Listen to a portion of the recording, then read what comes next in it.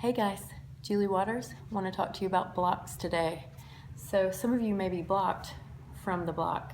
You may think that these are a sign of weakness, or you may not understand what the function of a block is. And I just want to clarify some of those things for you and let you know that these guys are your friends, and I want you to feel encouraged to pick them up the next time you have the opportunity. So one of the common uses for this is so that you can feel a full extension or understand what the full expression of a pose is like without having to go into the same position or range of motion. And the way I'm going to illustrate that is with a forward fold. So when you're doing a forward fold from a sun salute A, I'm doing this from the side. Typically, tight people, and I feel it right now, you're going to feel a tendency to want to bend the knees the lower to the ground you get. Or if you're going to keep the legs straight, you'll start to round in the spine. And if you've ever seen these people that do these beautiful folds with their face and it's like pressed into their knees, and you're thinking, how did they do that? They're a little more flexible than the average bear, and they understand the way to use their body. The block is great for getting to that place.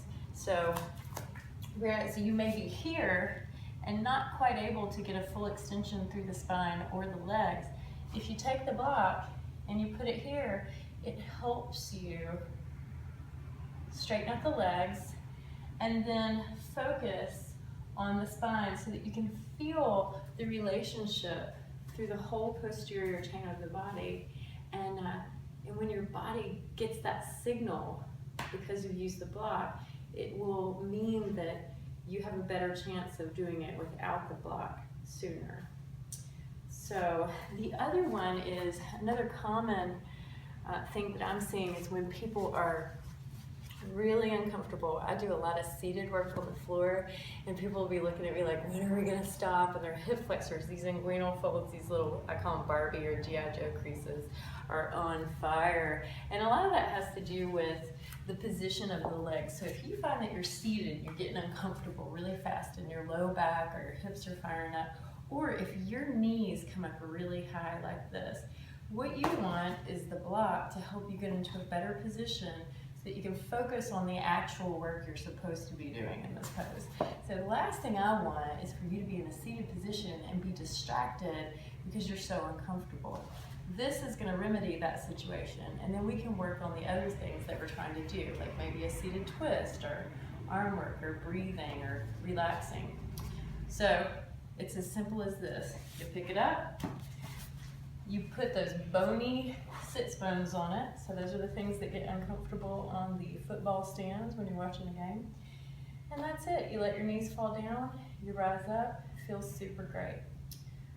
It's a vast improvement. If you're uncomfortable, get up, don't be afraid. In the middle of class even, go grab a block, come back, sit down, and enjoy that class. The other thing is for kneeling. So a lot of times people don't have the flexibility in their knee. You don't have a good range of motion for whatever reason. You may not be able to sit on your heels. This is where the block comes into play. Take it, find those bony processes, and relax onto that. If that's not tall enough, so I just did it this way, the good news is that you can do it this way.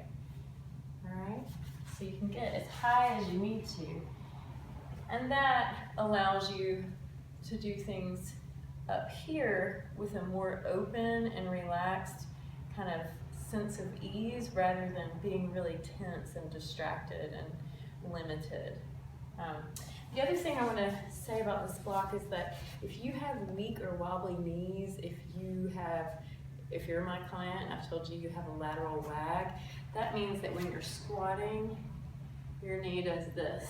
So the best way to remedy that for me, or to at least grow an awareness of what's happening and when, is to use a block between the knees in a controlled bending. It can be a squat or whatever. Maybe you want to do something standing and see if your hips are swaying or your knees are wagging. This is a great way to get a sense of awareness about what's stronger, what's weaker, and if anything needs to be trained to move in a little bit of a different way. So that's the tip for today. I hope you'll tune back in some other time and come join us at Body Shop Yoga in Leeds for classes. I'll be teaching Wind Down Wednesday at 6 p.m. this week, 6:30 p.m. Hope to see you.